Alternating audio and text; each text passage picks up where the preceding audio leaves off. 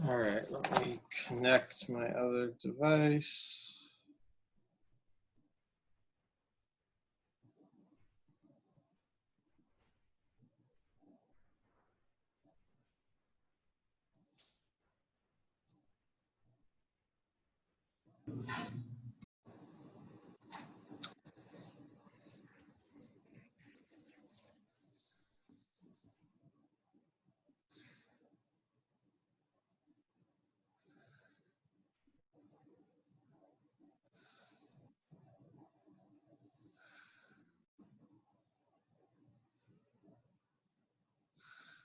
Where did my interface go? I'm trying to see my, there it is, screen sharing. Okay, election notes, 3600, main notebook, timestamp, create, and open. Okay, so we're going to finish up some things with eigenvalues and eigenvectors and diagonalization, and then start talking about vector calculus. A couple of questions came up after the last class that I want to address. One, is a linear combination of eigenvectors automatically an eigenvector? And the answer is generally no, but sometimes yes. Let's show how it's generally no. If I had a vector v, oh no, forget about the vector for a moment, a matrix, very simple matrix. This matrix has two eigenvalues, 1 and 2, and it has two eigenvectors, 1, 0, and 0, 1. And lambda 1 equals 1, lambda 2 equals 2. This is about as simple as you could get without having degeneracy. So let's have this matrix act on V1 plus V2. That's going to be 1, 0, 0, 2 acting on 1, 1.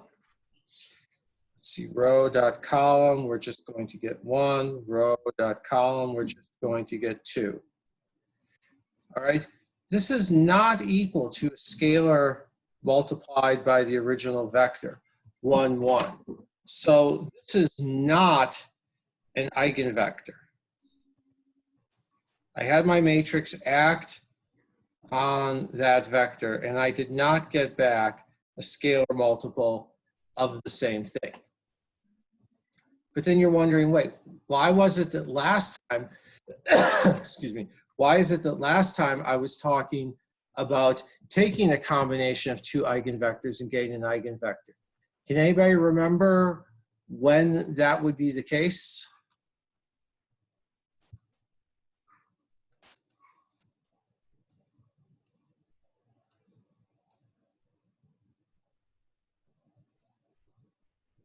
That would be the case if the matrix was degenerate, if the eigenvalues were degenerate. And by the way, speaking of linguistic conventions, I rarely, now that I think about it, hear people say that a matrix is degenerate, but I will sometimes hear people say that an operator has a degeneracy. In quantum mechanics, people will say that there's a degeneracy. I don't know if they actually say that the matrix is degenerate, but that's a nuance. Please don't quiz me on it because it doesn't matter much. All right, so where was I? So let's consider a matrix with degenerate eigenvalues. Here's a matrix with degenerate eigenvalues. It's got two such eigenvalues. So this is our matrix. And then V3 will be 1, 0, and V4 will be 0, 1. And I can take any combination of those I want. I could have C3, V3 plus C4, V4 equals C3, C4, and B acting on that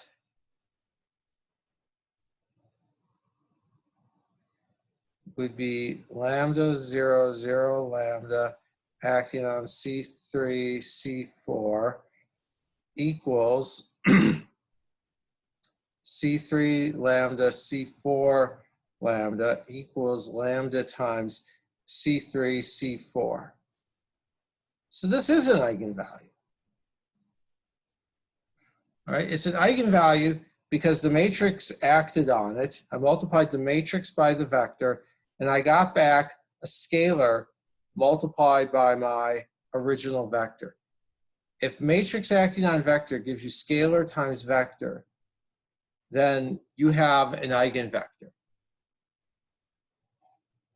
And that worked because the eigenvalues are degenerate.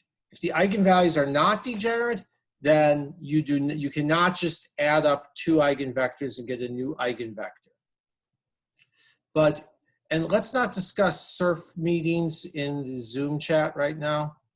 All right, that's not what the class's Zoom chat is for. Sorry. If the eigenvalues are degenerate, you can add eigenvectors, get a new eigenvector, as long as those eigenvectors all have the same eigenvalue. But if the eigenvalues are not degenerate, you cannot add eigenvectors and get back a new eigenvector. Any questions?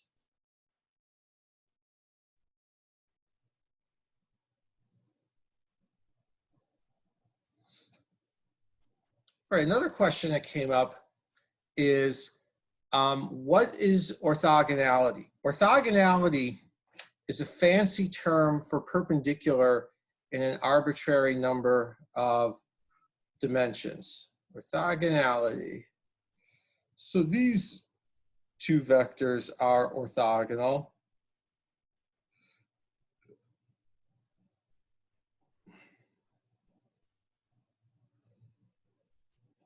But these two vectors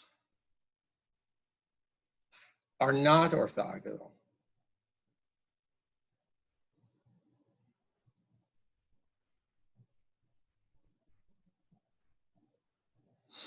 Orthogonality means that A dot B equals 0, or in the more general nomenclature of abstract vectors in arbitrary dimensional spaces, the inner product AB is equal to 0.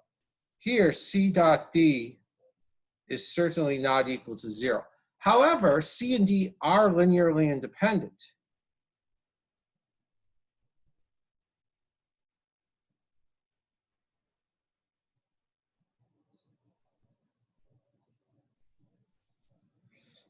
Linear independence means that if I have, say, a linear combination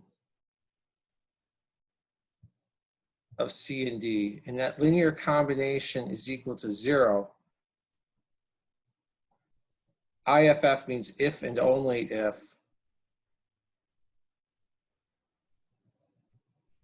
right? I can't add up some combo of these two vectors and get 0 unless all of the coefficients are 0. That's what linear independence means from a linear algebra class. And the way to see that is basically to just think about perpendicular directions. If I take some combo of C and D, I could cancel out the component. I could pick a combination of C and D so that, you know, this might be S2D, all right? And by multiplying D, oh, sorry, this would be S2D.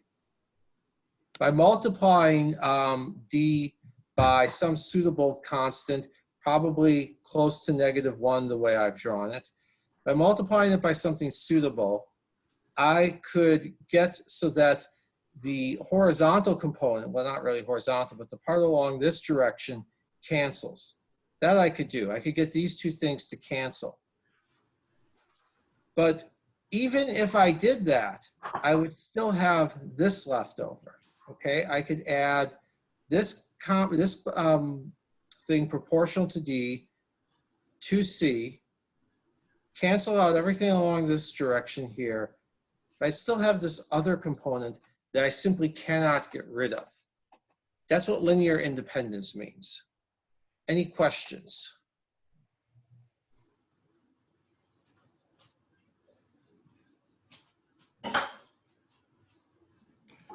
Yeah, I kind of uh, fell off writing the notes and kind of stopped paying attention so I could write down what's on my paper.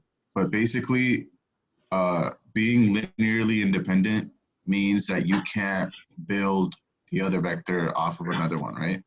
Exactly. Okay. If a set of vectors are linearly independent, then you can't write one of them in terms of all of the others. That's equivalent to this statement about things adding up to 0. Because imagine if I had 3 vectors, I'm going to take some combo of v1, v2, and v3 equal to 0. Well, what that means is that c3 v3 equals minus c1 v1 minus c2 v2, or v3 equals minus c1 over c3 v1 minus c2 over c3 v2. So v3 is a linear combination of v1 and v2 if they are linearly dependent.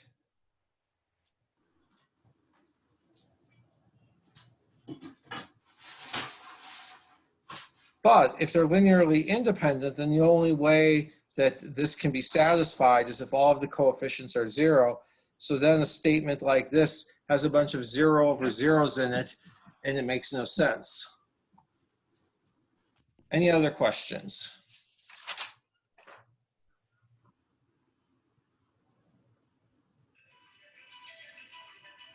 All right, then let's go back to diagonalization and let's prove a few facts. Remember that last time I said that most matrices can be written in a form like this.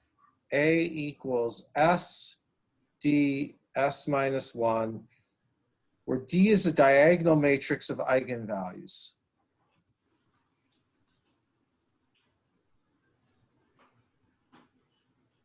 All right, that's what it means to diagonalize a matrix. It means to find the eigenvalues and find these transformation matrices. That's what S and S inverse are called.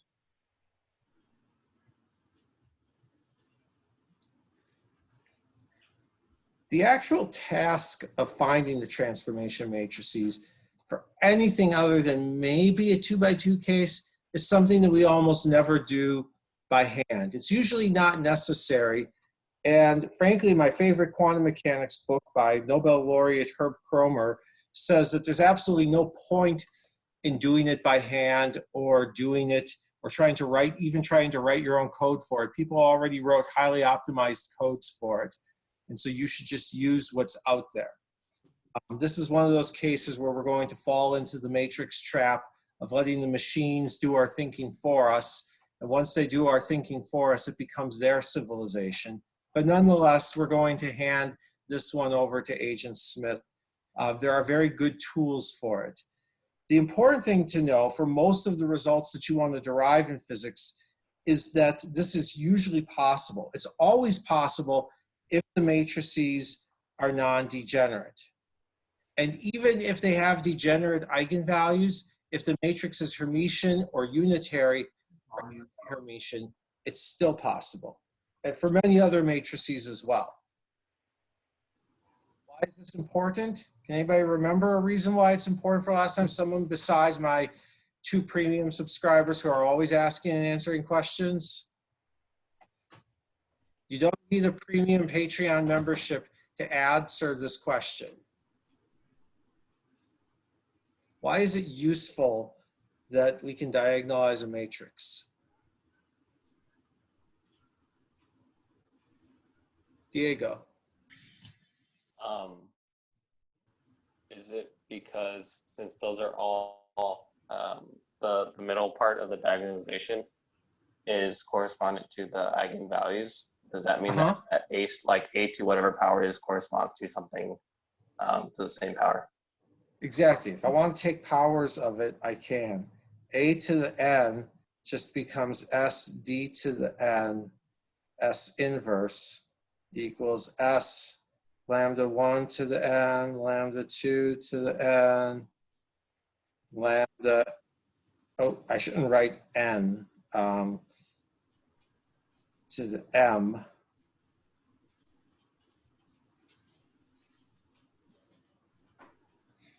So that's very useful. Also, it turns out that while we rarely calculate these transformation matrices by hand, they actually correspond to the, they have a very close correspondence to the eigenvectors. I'm going to claim that V1 is an with eigenvalue, excuse me, lambda 1 equals S times 1, 0, all the way down zeros. Because if I have A act on V1, well, let's see, that's going to be S lambda 1, lambda 2, lambda n, bunch of zeros. I should really be putting the zeros in there. S inverse S, 1, 0, 0. S inverse S, they tweet something terrible and get canceled out. And so we're left with S, lambda 1, lambda 2, lambda n times 1, 0, all the way down zeros. Oops. Okay, now I have this diagonal matrix acting on this column vector. This row dotted with the column, I'm going to get lambda 1. Then the next row acting on the column, well, I'm going to get a 0. Following rows acting on the column, another 0, all the way down.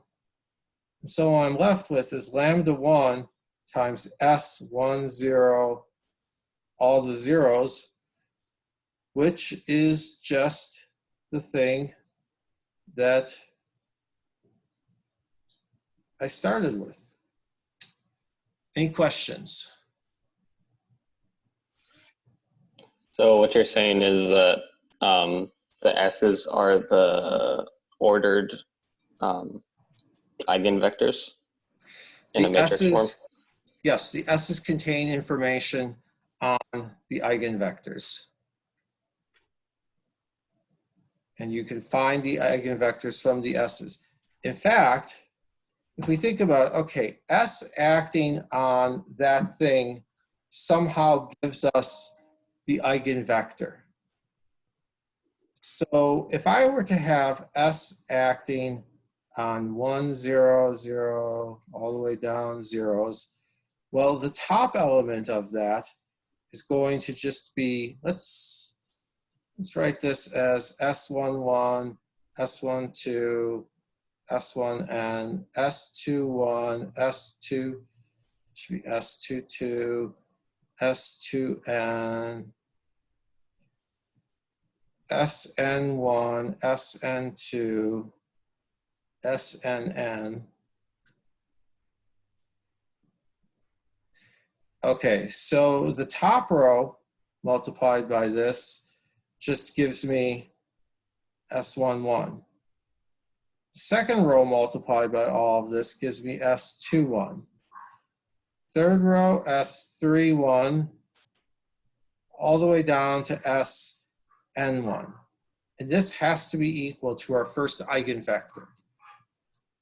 And when I look at what I've got in this column vector, it looks like I've just got the first column of my transformation matrix. So that column of the transformation matrix must be a column of, must just be nothing other than a column vector that corresponds to my first eigenvector. And if I'd done that for the second eigenvector, I would have just gotten at the second column. of my transformation matrix is equal to my second eigenvector. And so on for the third column and the fourth column, etc. Any questions?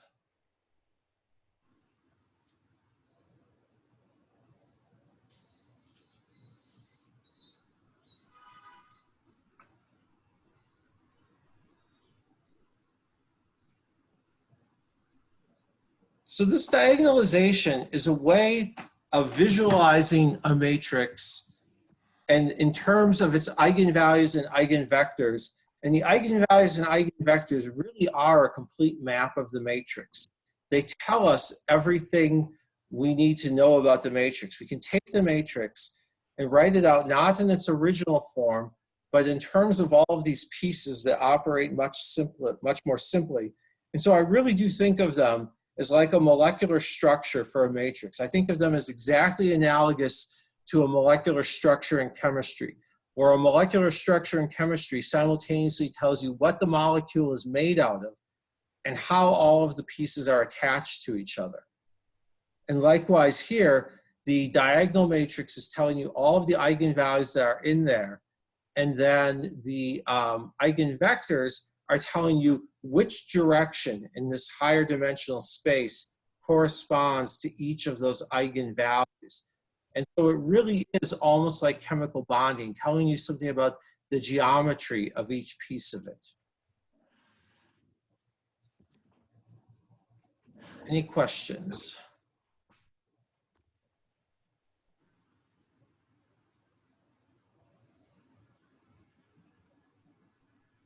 All right, so S equals V1, column vector V1, column vector V2, column vector V3, all the way down to Vn. Now, if all eigenvectors are orthogonal and normal, meaning if the eigenvectors form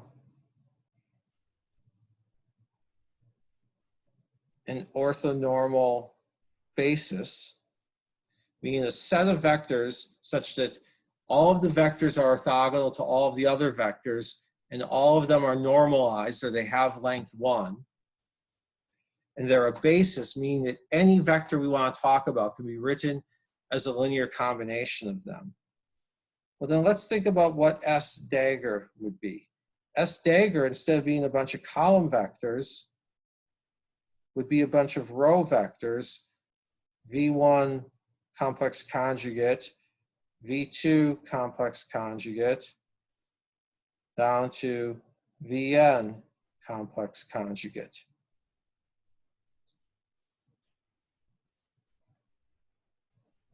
And so S dagger S would be, well, let's see here. We'd have V1 conjugate, V2 conjugate, all the way down to Vn conjugate, acting on V1, V2,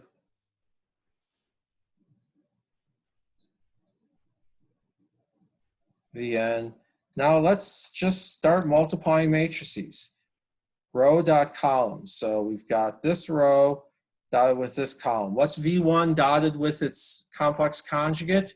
If this is an orthonormal set, everything's normalized. V1 dotted with itself if everything's normalized? 0. 1. Normalized? Something can't be perpendicular to itself unless it's 0.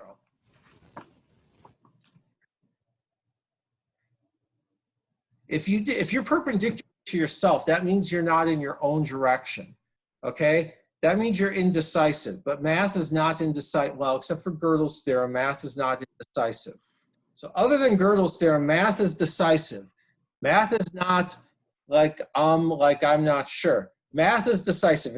A vector is not perpendicular to itself unless it's 0. So what is V1 multiplied by itself if it's normalized?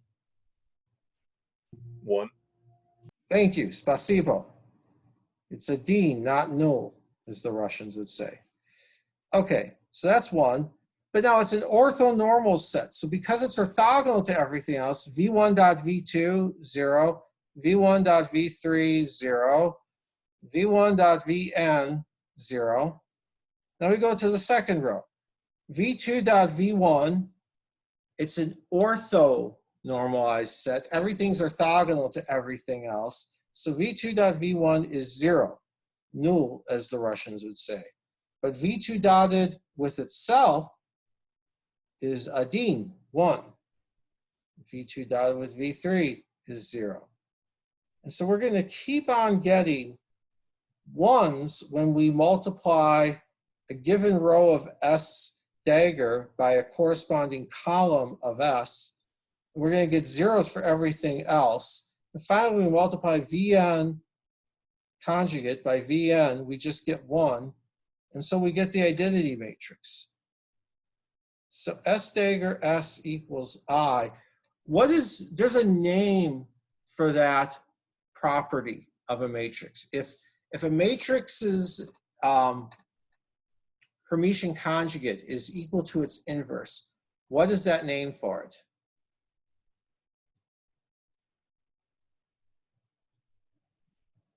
Is it adjoint? It's not adjoint. The adjoint of a matrix is the transpose of a matrix. Here, the transpose has a very special property. Not transverse. I was going to say unitary. Unitary, yes, because unit comes from the same word. Unit is a word meaning 1, comes from the same root as uno in Espanol, or frankly, the same root as a din in Russian, or 1 in English. So this is unitary. S is unitary. If you multiply S by its conjugate transpose or Hermitian conjugate, you get 1 or unity or uno. So for a Hermitian matrix, people will often say that A is equal to U d U dagger, or U lambda 1, lambda 2, lambda n U dagger. And those are the matrices you use the most often in quantum mechanics. So it's worth knowing this, because for a Hermitian matrix, you have a complete set of orthogonal eigenvectors. You can normalize all of them, so you can have a complete orthonormal basis. And so your transformation matrices are unitary. Any questions on that?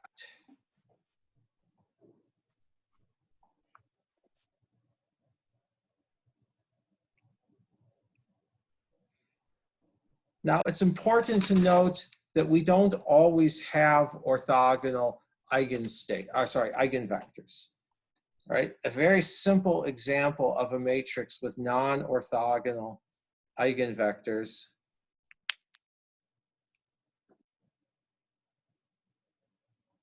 would be this. A equals P epsilon 0 Q. And the determinant of A minus lambda I would be the determinant of P minus lambda epsilon 0 Q minus lambda, which would just be P minus lambda times Q minus lambda minus epsilon times 0, which is 0.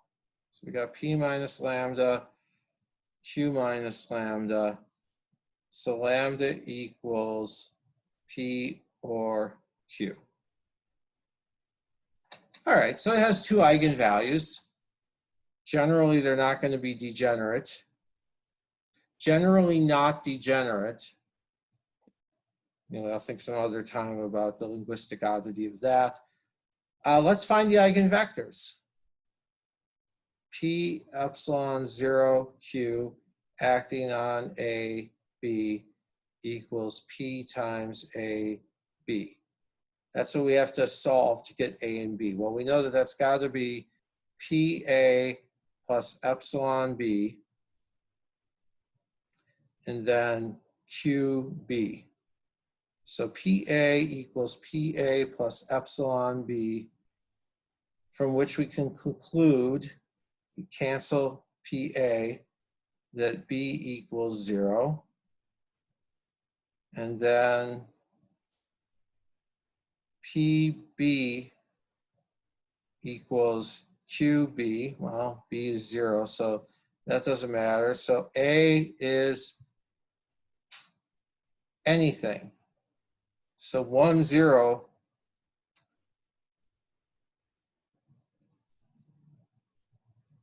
is a normalized eigenvector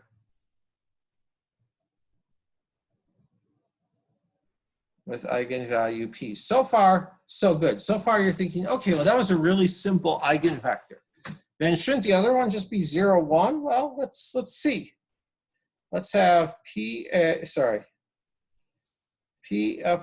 0 Q acting on A, B equals Q times A, B equals, again, PA plus epsilon B,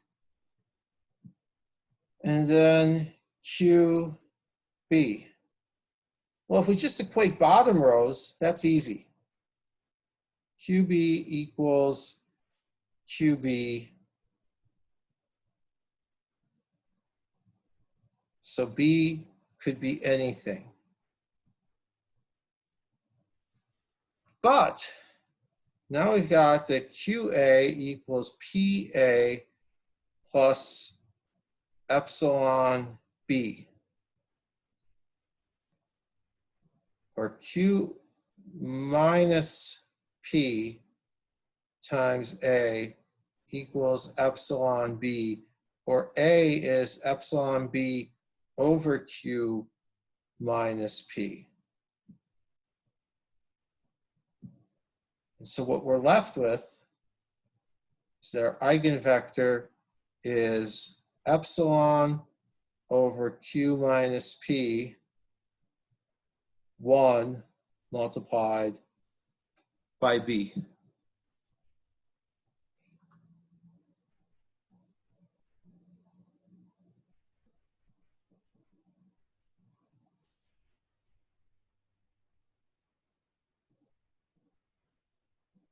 Any questions?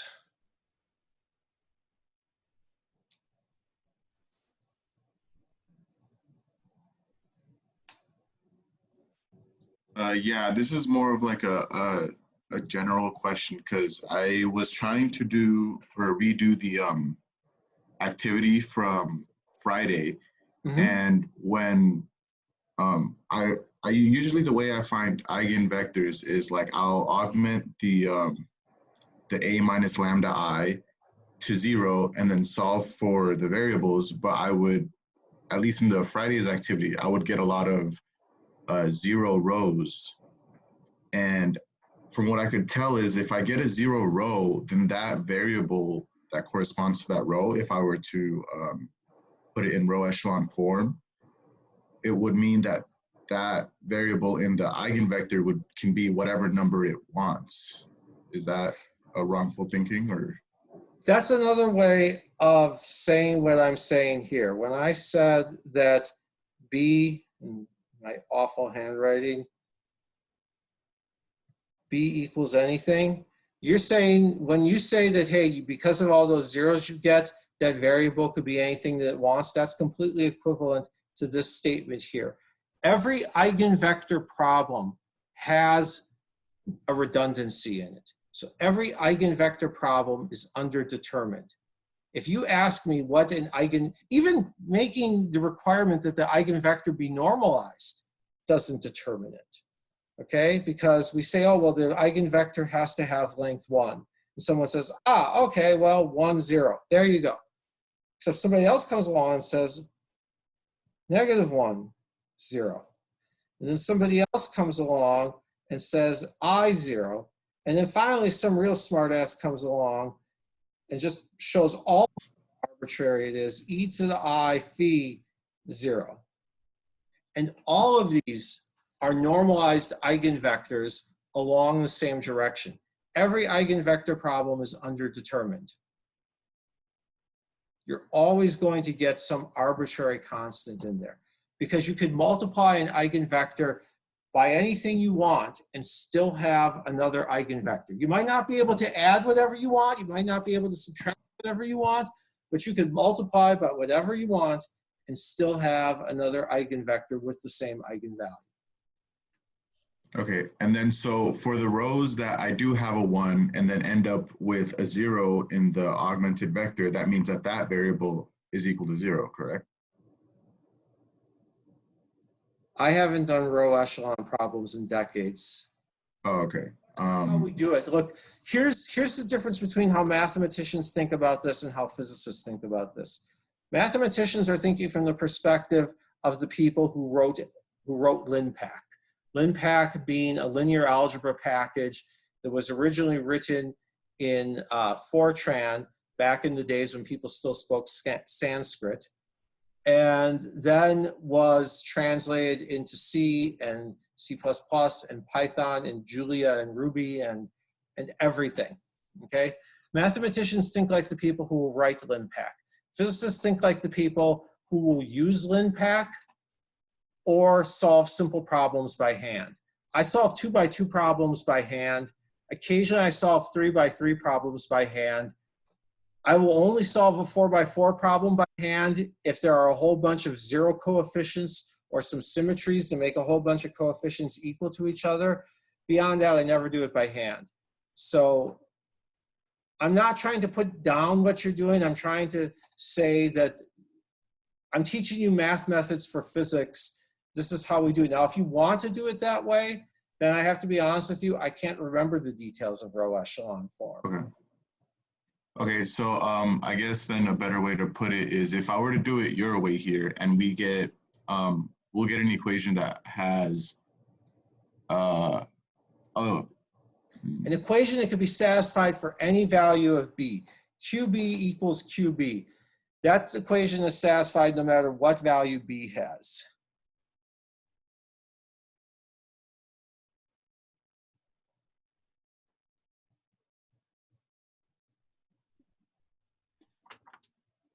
No matter what technique you use, if you're using a valid approach to algebra, then no matter what technique you use, you're going to get an equation, at least one equation with infinitely many solutions.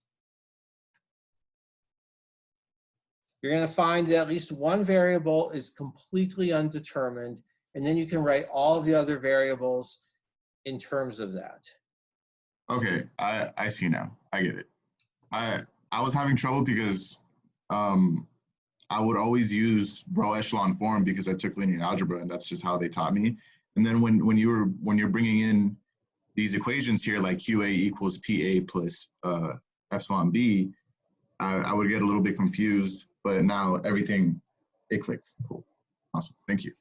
No problem. And at the risk of sounding like some sort of relativist, there really is more than one way to do math. There's only one right answer, but there's more than one algorithm that can get you from a starting point to that right answer. Some algorithms are very difficult, some are very easy, some are difficult in one situation and easy in another, but there is more than one path to get from the start to the end, although there is a right answer in all of math, except for if you want to get into certain things that are related to Gurgles Theorem. But unless we're talking about undecidable propositions in Gurgles Theorem, there are right answers all over the place in math. Don't want to sound more postmodernist than I intend. Any other questions?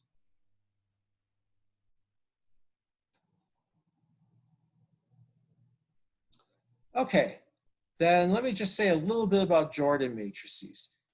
I've been telling you that diagonalization is possible for any matrix with non-degenerate eigenvalues. and it's possible for Hermitian, anti-Hermitian, and unitary matrices with degenerate eigenvalues. And it's also possible for some other matrices with degenerate eigenvalues.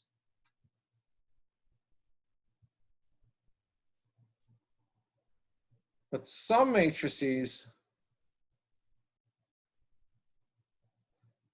with degenerate eigenvalues can't be diagonalized.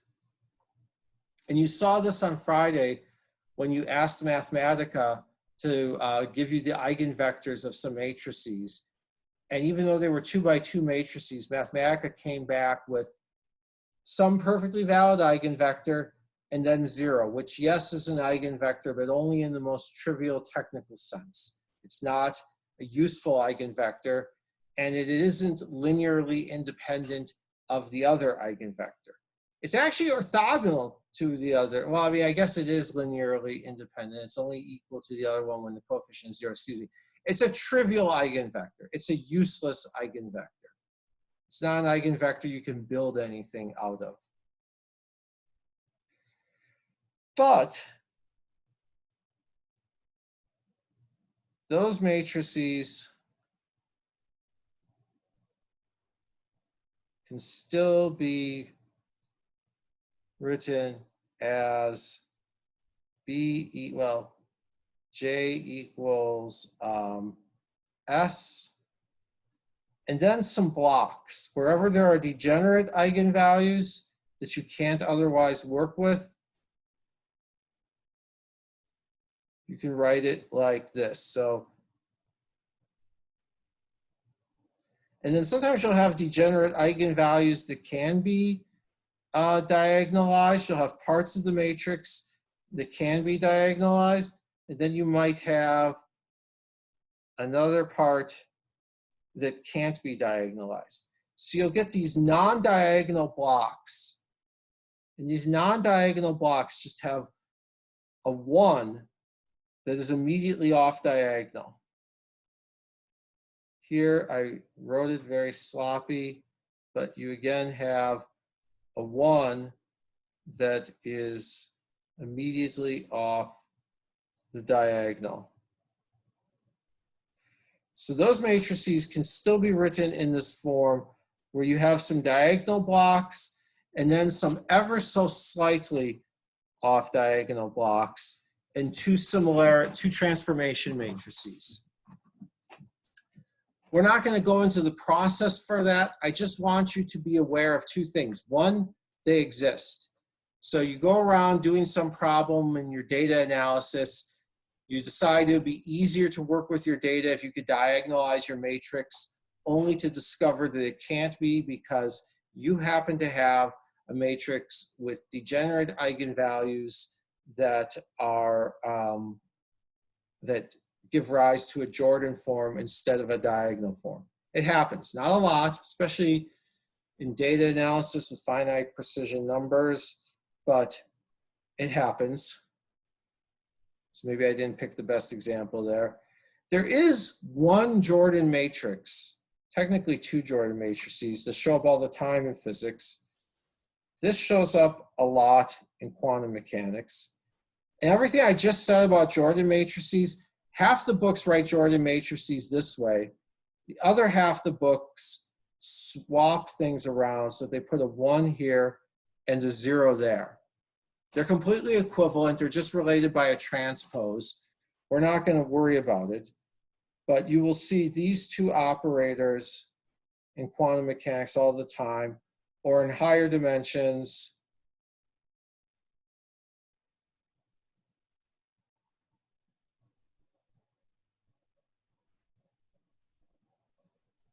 And then finally, on the second to last row, you'll have a 1, 0. And then the very last row will just be zeros. So there are operators in quantum mechanics that have a whole bunch of zeros along the diagonal, and then 1s immediately above the diagonal. That will happen. They exist. They're matrices in Jordan form.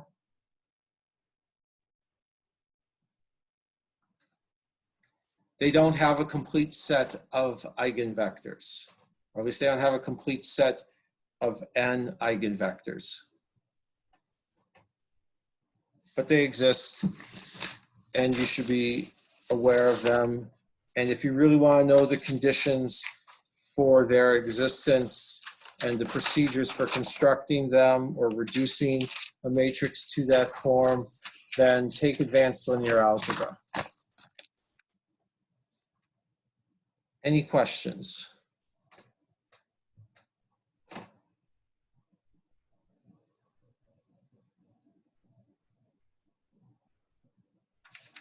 Okay, we're going to backtrack to vectors, to ordinary three-dimensional space. I'm backtracking because that's the order in which the book did it. If you think it's a little bit illogical, well, the one time I decided to do the things in the order that people normally do them, it became illogical. That's the lesson of my life. But more seriously, we're going to go back to 3 dimensions from n dimensions, and we're going to do some vector calculus. Now, we've already been talking about vectors. We've already talked about a lot of vectors that are functions of variables. You know, if we had some vector r of t equals x of t, x hat, plus y of t, y hat, plus z of t, z hat, and we calculated dr dt. We calculated the derivative of r magnitude dt.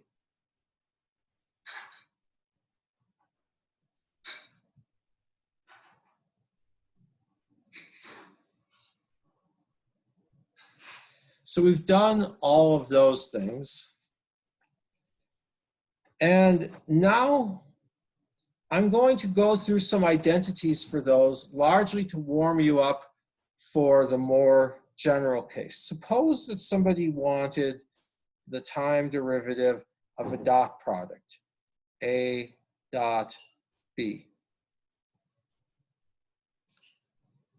Let's go through this explicitly because it's a warm-up for other things. That's the derivative of ax bx plus ay by plus az bz, or dax dt bx plus ax dbx dt. That's the derivative of the first term. And that's because I'm using the product rule. A common question I get is, do I still use the product rule if I've got the product of 2 functions that are pieces of vectors? Yes, because the product of 2 functions is the product of 2 functions. If I've got the product of 2 differentiable functions, then I can use the product rule, whether those 2 functions were components of vectors, whether those 2 functions were energies or momenta or coordinates or velocities or transformation variables or economic output in some model of GDP or unemployment rate and wages or whatever variables I want. I can use it for physics, for chemistry, for economics, for psychology if I was doing data analysis there. I can use it for anything. I can use it for pure geometry, for anything. The product rule holds for functions. I often get people, a lot of people think that math is just kind of this isolated, disconnected fact. And so they'll say, I wasn't sure if I could use the product rule if like the functions were components of vectors. I knew I could use it like for functions called, you know, f and g or something. But what if like those functions are like ax and bx? Do I still get to use that? Yes, functions are functions. If they're differentiable, they're differentiable. If I can multiply them and still get a differentiable function, then I can use the product rule. So that's the derivative of the first term. Plus, I do the same thing for the second term.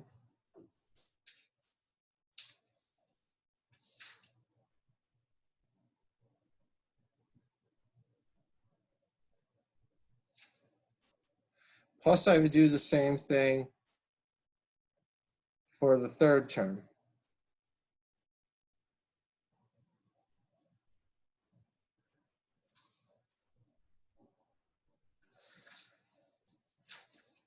Now, what does this first column look like?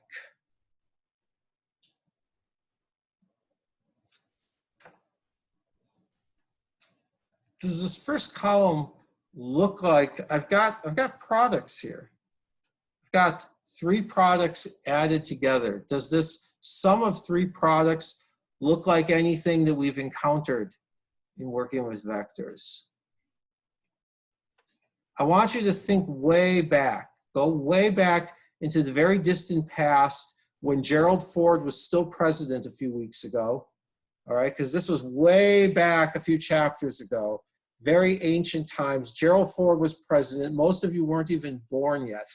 But earlier in September, prior to when you were born, what did we learn about, if you can remember that far back, what did we learn about multiplying corresponding components of 2 vectors and adding them? That's a dot product. That was the dot product, and it held when Gerald Ford was president, and then the new Congress under Jimmy Carter decided to keep the laws of calculus, okay? So it's still the dot product. So this is dA by dt dotted with b. And then this thing over here, again, the new Congress under Jimmy Carter decided that not only would we keep the rules of calculus, but that Shakespeare's line about that which we call A would by any other name still be a vector, that would also hold. So they also kept that one.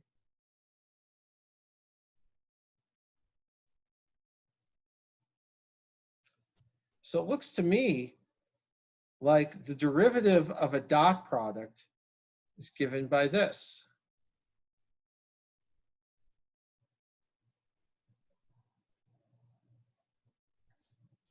It's the derivative of A dotted with B plus A dotted with the derivative of B.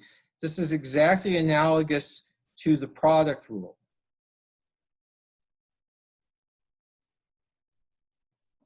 You're telling me the product rule applies to vector calculus too? Yes. Now we have to be a little bit careful when we get to cross products.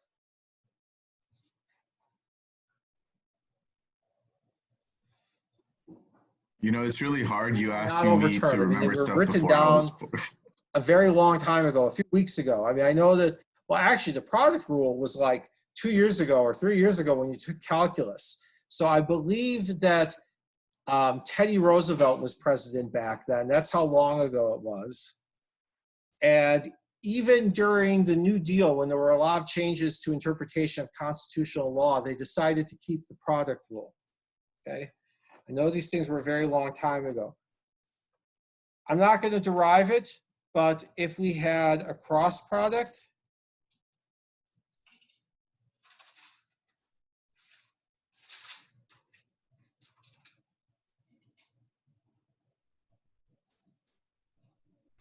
now order matters. The order in which you do things matters a lot.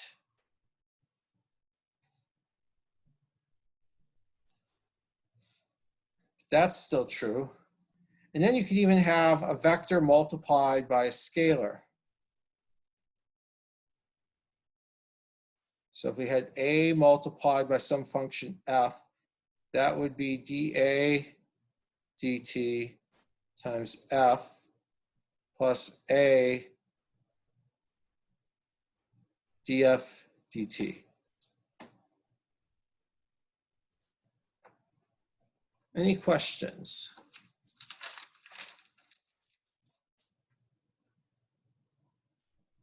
On problem set 7, I'm going to have you use these facts to derive a few things that you saw in classical mechanics.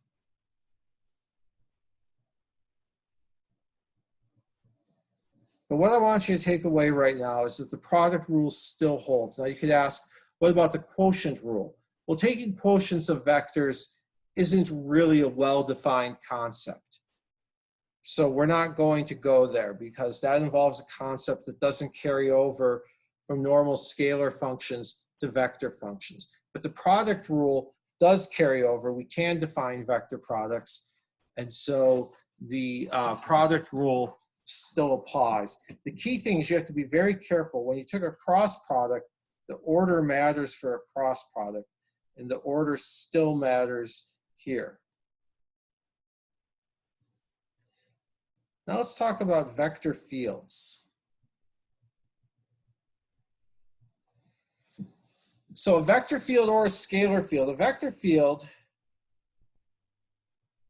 is a function that associates a vector with every point in space.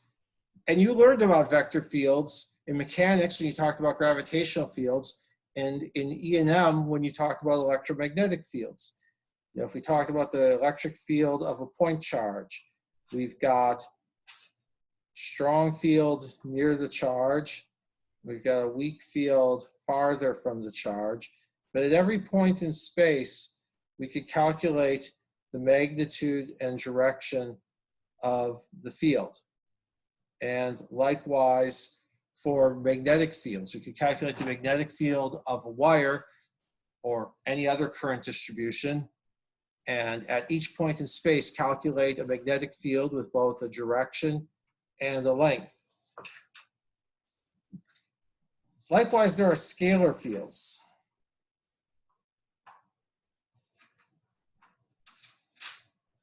Those are just functions that associate a single number with each point in space.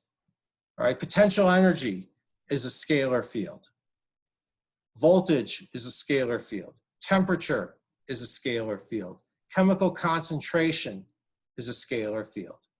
You're thinking, wait, isn't chemical concentration just a single number? I've got a solution with concentration 2 millimolar or something. Well, if everything in the beaker, if the concentration is the same everywhere in the beaker, sure. On the other hand, if the concentration is high on one end of a cell and low on the other end of a cell, diffusion is going to move things through the cell. All right, so we can associate vectors with space. We can associate a vector with every point in space. How do we take derivatives of vectors if the vectors depend not just on time, but on x, y, and z? Well, there are three common ways to take derivatives either of vector fields or derivatives that give you vector fields. So we're going to start with the gradient, which takes a scalar field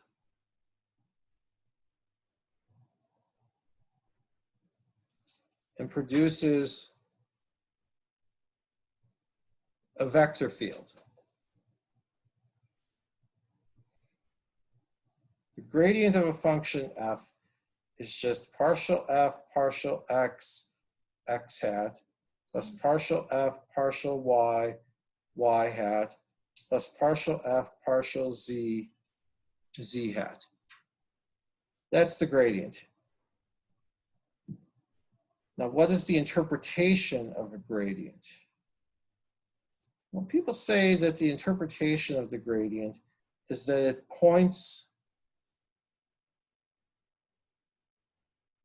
in the direction of increasing f. Now, let's see what they mean. Let's talk about the change in f going from point A to point B. Delta f would just be partial f by partial x delta x plus partial f partial y delta y plus partial f partial z delta z. This would just be this just comes from the definition of a partial derivative. You want to know how much something changes? Well, take the derivative and then multiply by the change in the input value. If I wanted to know how far someone moved, I would take the derivative of position or the velocity and multiply by the time interval through which they moved and thereby figure out how far someone moved.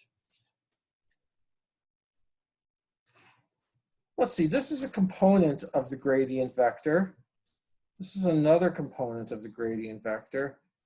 And this is still yet another component of the gradient vector. And likewise, this is a component of delta r, and this is also a component of delta r, and this is also a component of delta r. So it looks to me like what I've got is the gradient of f dotted with delta r, where delta r is delta x, x hat, plus delta y, y hat, plus delta z, z hat.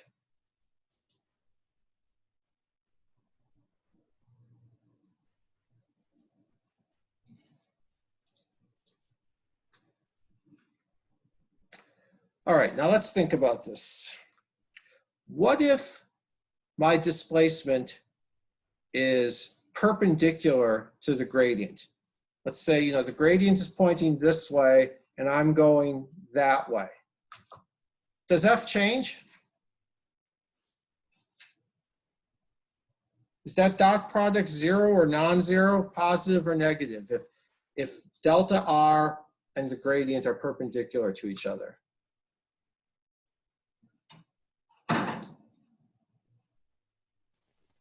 It's 0. It's 0. If two vectors are perpendicular, then their dot product is 0. So this is 0 if delta r is perpendicular to the gradient. This is greater than 0 if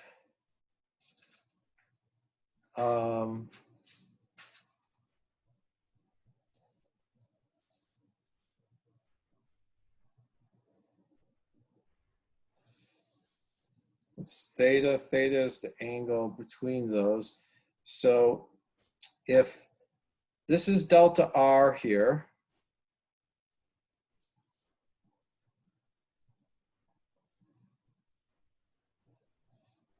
and this is the gradient of f, and this is the angle between them, this is greater than 0. Delta f is greater than 0 if theta is less than 90 degrees. So if my displacement and my gradient are more or less, maybe not exactly the same direction, maybe not perfectly parallel, but at least kind of in the same direction, so that angle is less than 90 degrees, then I get a positive change. Delta f is less than 0 if theta is greater than 90 degrees. And delta f is a maximum if theta equals 0, and delta f is a minimum or a large negative number if theta equals 180 degrees. So that's what it means to say that the gradient is telling you the direction that you have to travel in to see the function increasing. As a matter of fact, in biophysics, you learn about microscopic organisms that spend a lot of time on gradient sensing. They want to move from low concentration to high concentration. And so they have to figure out what is the gradient of chemical concentration? What is the gradient of sugar concentration? What is the gradient of some other nutrient concentration? In your body, cells have to figure out what are the directions of chemical gradients, because other cells and tissues nearby them are producing chemicals, and they want to move from low concentration to high concentration, or sometimes vice versa, depending on the situation. So they have to measure gradients. And some of the best physicists of the 20th century, including Purcell, the guy who's most famous for his work on nuclear magnetic resonance, but also did a lot of work on quantum optics. Purcell did a lot of work. He did a lot of work on biophysics. Besides gradient sensing or concentration sensing, he did work on the hydrodynamics of swimming bacteria. It turns out that swimming is actually harder for bacteria than for humans. You might think it's easy for them. They're in the water. I mean, what could be so hard about that? Just move with the water. Well, a human being doesn't want to move with the water. A human being wants to go where a human being wants to go. And a bacteria doesn't necessarily want to go where the water is going. Bacteria wants to go in the direction of highest sugar concentration, which might be the direction the water is flowing. Great, but what if it's not? In reproduction, cells have to swim. How do cells swim? And these are actually tremendously difficult problems in biophysics that Purcell worked on. But Purcell also worked on the problem of concentration sensing and gradient sensing. In the 10 minutes that we have left, what I'm going to do is I'm going to introduce a few other vector derivatives. Now on Friday, instead of it just being a 2-hour activity, I'm going to spend about 30 minutes talking about how we translate these derivatives into spherical coordinates.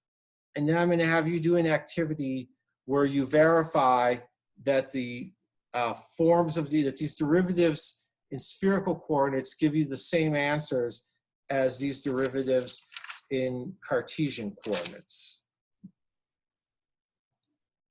So let's talk about the two other types of vector derivatives.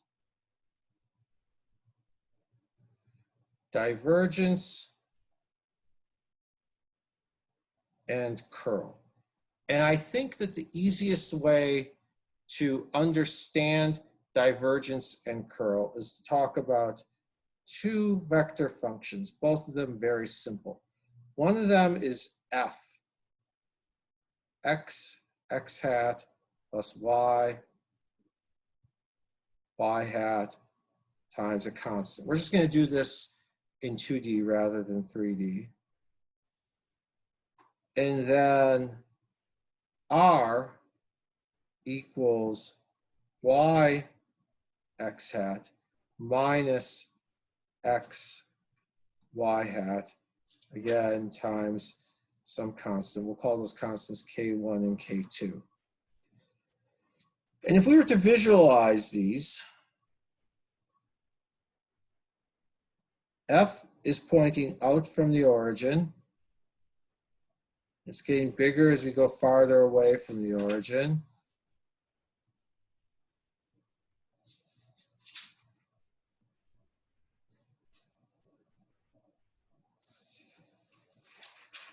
And then R, well, let's see here. It's again getting bigger as we go farther away from the origin. As I move along the, oh, you know what?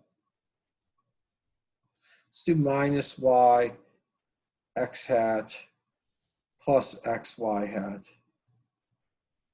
As you go further away from the origin, it gets bigger.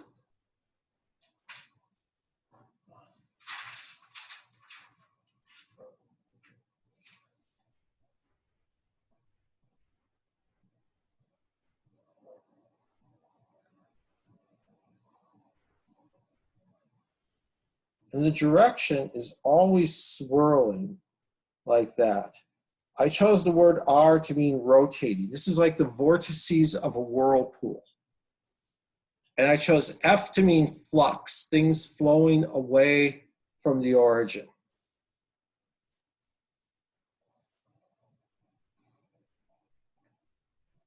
And the divergence of a vector field is defined as del dot V equals partial Vx partial x plus partial Vy partial y plus partial Vz partial z. And let's find the divergence of these two functions. What would the divergence of f be?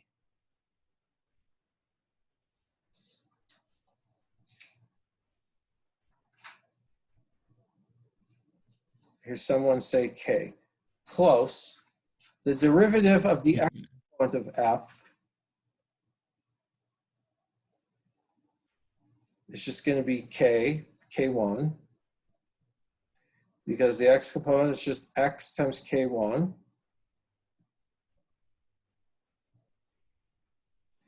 The y component is y times k1. We take the derivative with respect to y, we get k1. That one's 0, so we get 2k1. Oops, I should have written del dot f. I forgot to symbol. Now let's ask del dot r. What's the derivative of the x component with respect to x? Now with respect to y, now with respect to z, but with respect to x. Do you see an x in this x component anywhere? No. It's 0? 0. Yeah, I don't see an x in here.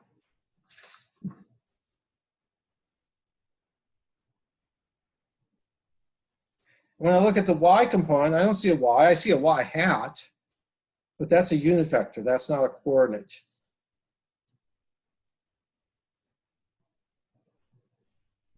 So that's 0.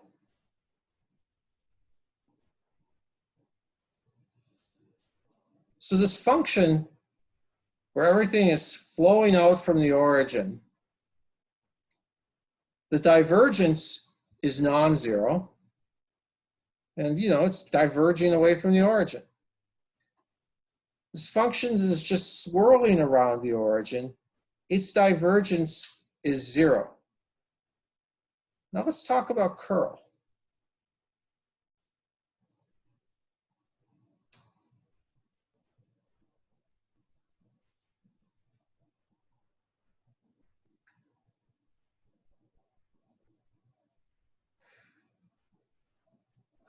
Partial x, partial y, and partial z are just shorthand versions of partial by partial x, partial by partial y, partial by partial z.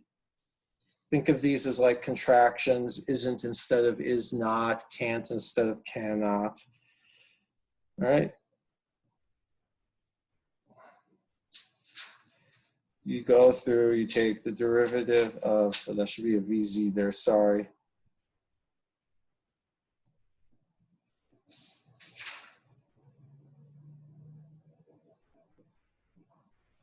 What I want you to notice is that every term in here has 3 different directions associated with it. It's the x components. This is the term that points in the x direction, but involves derivatives of the z component with respect to y, and a derivative of the y component with respect to z.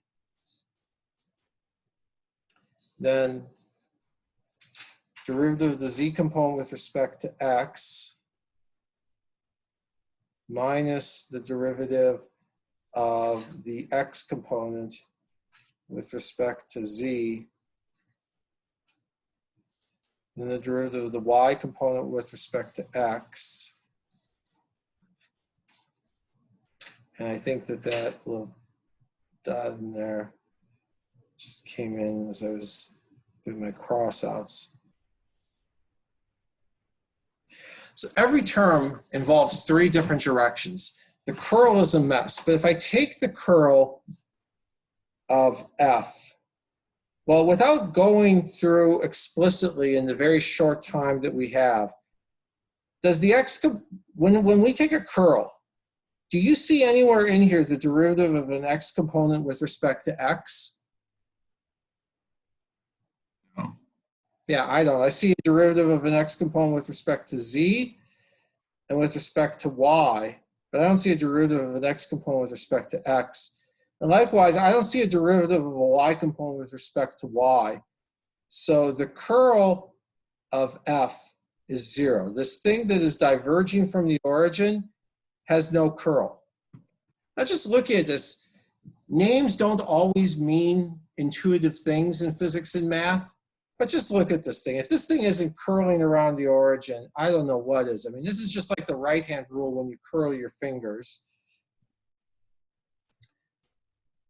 Del cross R is x hat, y hat, z hat times partial x, partial y, partial z, minus k2y plus k2x 0.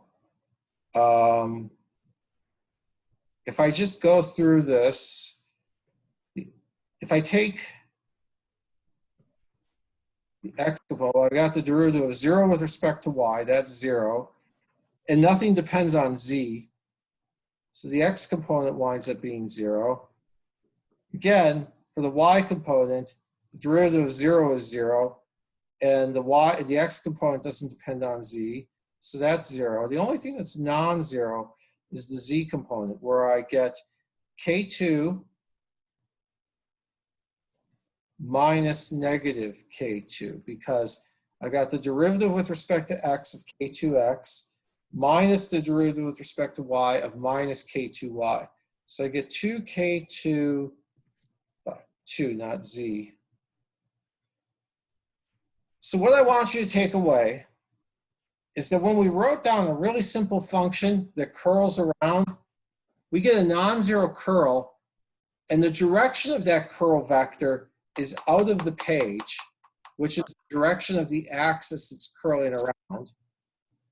It has no divergence, because if something were to just follow these flow patterns, nothing goes away from the origin or towards the origin. Here, we've got something where there's no curl. Nothing is spinning around if you follow those field lines. But it does have a divergence. On Friday, we're going to talk about we're going to talk about some facts of these operators and how you write them in other coordinate systems, and then you're going to play with them in other coordinate systems. I'll have my usual office hours tomorrow to help you with Friday's problem set. Have a good day. Thank you, Dr. Small. Small, very real quick question. Sure. So what is Gurgles theorem? Because you mentioned it a bunch of times. Gurgles theorem is a theorem that some propositions in math cannot be proved true or false. Okay. And if you want to know more about it, I only mentioned it because I started saying there are always right answers. And then I thought, oh, wait, Gurgles theorem. You should really ask a math professor more about Gurgles theorem.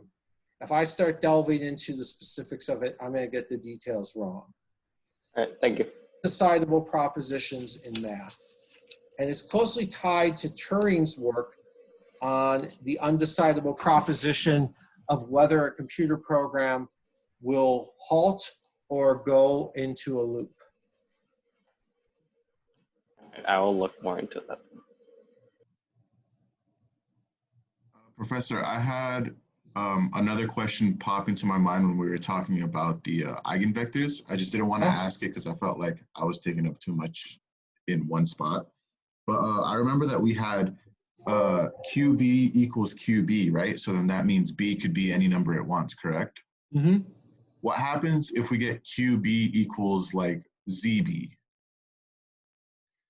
Then Q minus Z times B equals 0, which means that unless Q equals Z, B must be 0. Okay, okay. And then my other question is talking about the gradient. So the divergence and curl is just applying the gradient vector differently? Applying the gradient operator, and one of them you dot that operator with the vector. So you have the x component of the gradient operator act on the x component of the vector, and the y component of the gradient operator act on the y component of the vector, and so forth. And the other one, you use the components of the gradient operator in a curl the same way that you would use the components of any other, you use those components in a cross product, the same way that you'd use any other vector in a cross product. Okay, so I remember last semester learning about the gradient, the divergence and curl in advanced mechanics, but one thing that I couldn't really wrap my head around was that we're treating the gradient as a vector, but it's an operator, right? It's an operator with 3 components. I mean, it's an operator with 3 pieces which follow the rules of vectors. But the gradient itself does not have a direction. The gradient of a function has a direction. The curl of a function has a direction. The divergence of a function has a value. But the gradient itself is not really an operator. Let's put it this way. If you want to get really technical with me, should we actually call it the gradient, should we actually treat it as a vector? Well, it's not a set of 3 numbers defined at every point in space. It's not a set of 3 numbers. I guess we could say it's not really a vector. We write it like that as a shorthand. The important thing is not that the gradient itself is literally a vector that strictly follows all the rules of vectors. The point is that this divergence quantity is important, and it shows up elsewhere. And an easy way to write it down and hence remember it is to treat it like a vector. If you treat it like a vector, it works, and that's an easy way to remember it.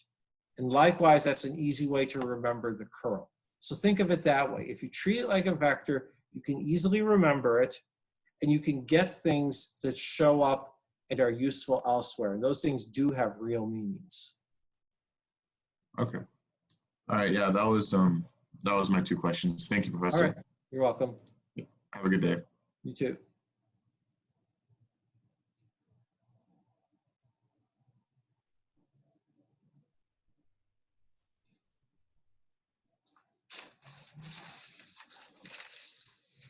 Any other questions, gentlemen?